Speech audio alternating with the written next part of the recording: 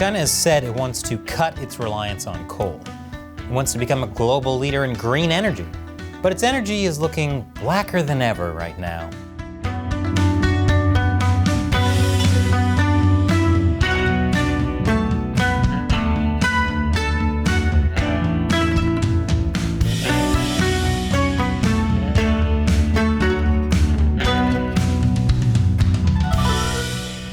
Welcome to China Uncensored. I'm Chris Chappell. Good news. China is leading the world in transitioning to clean, green energy.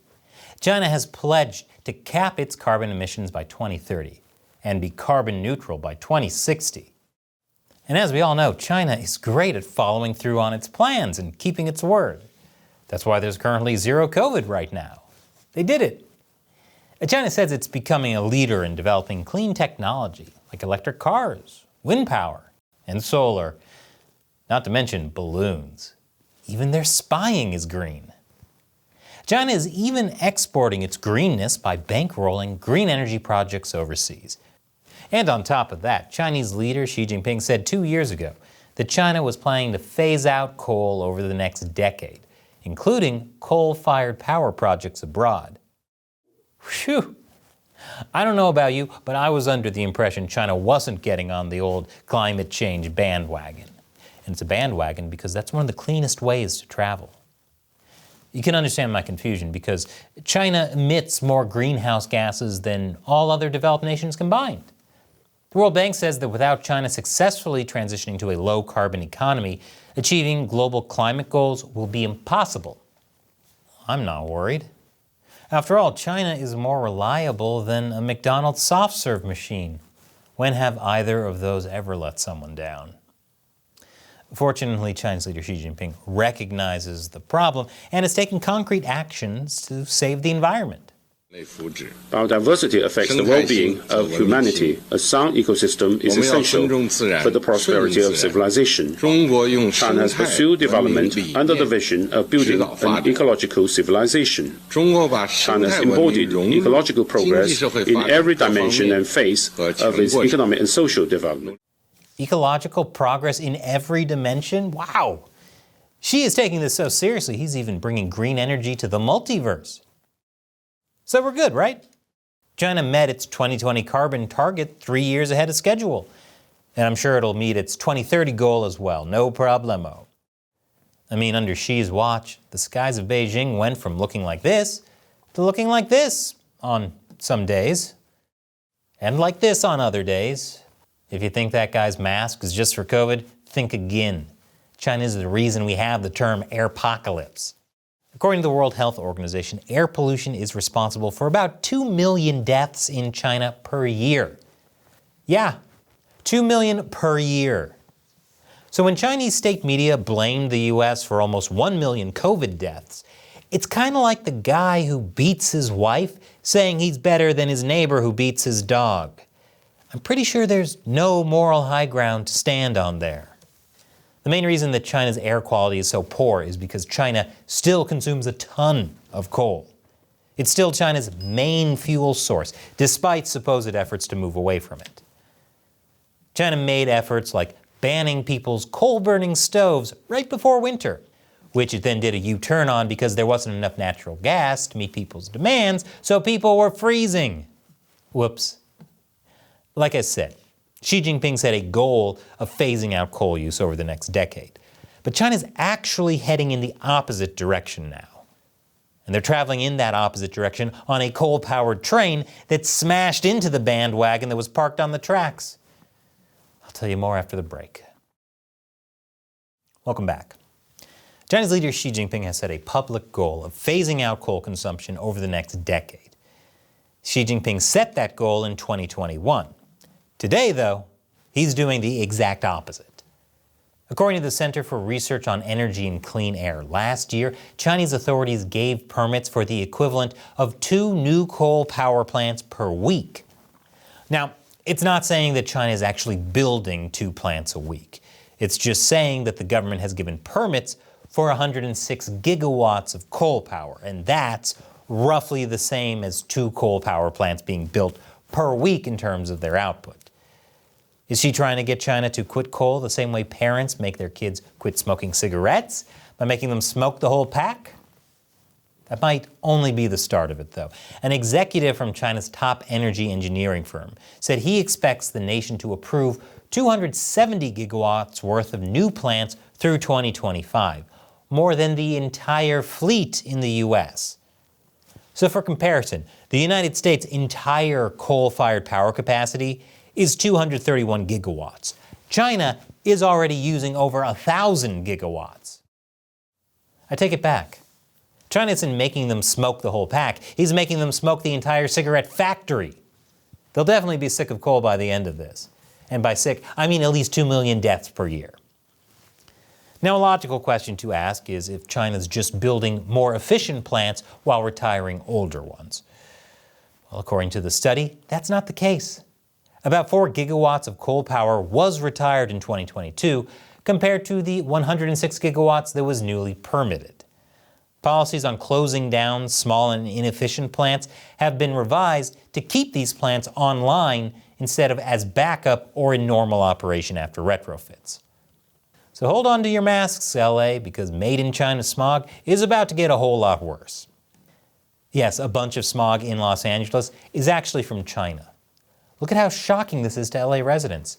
She actually is surprised, she just doesn't look it because she's full of Botox. So what's the reason China went into reverse on its coal policy?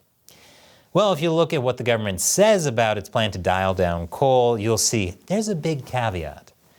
In 2021, China's State Council issued this policy recommendation.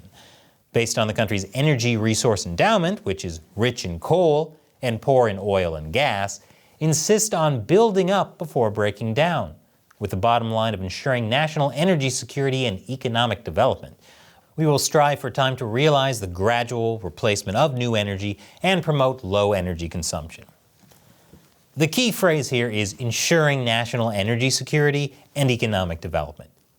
The CCP isn't going to go green if it hurts either of those things. Plus, building up before breaking down means that China's not going to switch to renewables till it's got enough to meet peak demand. It's kind of like how bodybuilders bulk up before cutting down for a competition. Only China's been bulking up for decades and doesn't seem to be prepping for a competition anytime soon. Last year, China saw peak demand and wasn't able to meet it. The spike in energy usage was caused by a record heat wave, which increased the use of air conditioners, thus sending energy demand soaring. Considering how much China loved this stuff, I'm actually surprised their AC units aren't also coal-powered. On top of that, there was a drought in part of the country, which dried up rivers and lowered reservoirs. That affected the country's output of hydropower, which in turn made the high energy demand even harder to meet. The result was widespread energy cuts. China dimmed skyscrapers, shut factories, darkened subways, and plunged homes and offices into rolling blackouts, forcing air conditioning to be unplugged. But luckily, people were able to go outside and feel the nice breeze. It's not like they were forced to stay in their sweltering homes, right? Oh, right. So yeah, when it comes to the environment or energy security, China will choose energy security every day. They'll also choose economic development over the environment. The Chinese Communist Party knows that providing basic things like electricity is essential to maintaining its legitimacy, or at least avoiding a mutiny. I doubt after its horrific zero-COVID policy, anyone thinks it has any legitimacy left. The government's policy of trying to keep deaths from COVID to zero not only wrecked the economy, but it kept people locked in their homes even when they were starving. Children were taken away from their parents and put into government-run quarantine camps. If you ever need a single fact to show how bad it is in China, just know that the kids put in government-run quarantine camps were actually lucky, because there are much worse camps they could have been put in. People's pets were rounded up and brutally killed while their owners were in quarantine, supposedly to prevent the virus from spreading. I take it back, that's actually a worse single fact to show how bad China is. It's like they heard my first one and thought, challenge accepted. After almost 3 years of that kind of abuse, Chinese citizens have had enough. Not only did they come out to protest, but they actually called for Xi Jinping and the Chinese Communist Party to step down. The party silently dealt with those protesters later. Okay, I get it. There are tons of singular facts to prove how awful China is. Stop one-upping yourself. But the CCP knows that Chinese people are at a breaking point, and that if it can't provide even basic essentials, it could get even uglier. Same with the economy, which the zero-COVID policy also completely wrecked. If people can't find jobs or keep losing their savings, the Chinese Communist Party will also be wrecked. So getting back to what this means for China's coal policy, the CCP needs a stable power source to keep the lights on. It says these new coal power plants are only going to be for when energy uses peaks and the grid can't handle it. But coal-fired power plants can't just be started like a car. It takes several days for them to be ready to produce, and by that time, they might not even be needed. So China's keeping the plants running slowly at 30 to 50% capacity, which allows them to ramp up to full capacity quickly. Which is like keeping your car running in the garage nonstop while you're in it. Brilliant plan, no notes. Remember, China says it's only going to stop increasing carbon emissions by 2030, but it doesn't say what its limit is going to be. This means it may try to ramp up its coal output as much as it can before then, so that when 2030 rolls around, it can stop increasing emissions and it'll look like it's meeting its climate goals. Never mind that its emissions could be off the charts. China is the largest producer and consumer of coal in the world. So in addition to setting records for green energy, it's also setting records of broken promises. The only upside to this is if China keeps spreading smog around the globe, then its spy balloons won't be able to spy anymore. Congrats, China. You played yourself and destroyed the Earth. And remember, China Uncensored is able to keep making videos like this because of viewers like you, who support us on the crowdfunding website Patreon and the social media platform Locals, which is why I answer their questions at the end of each show. Today's question comes from Austin Koffold on Patreon. Do you have a bunker ready to go to on a moment's notice? No, Austin, I don't. And that's because, as I've said before on the show, I already live in a bunker.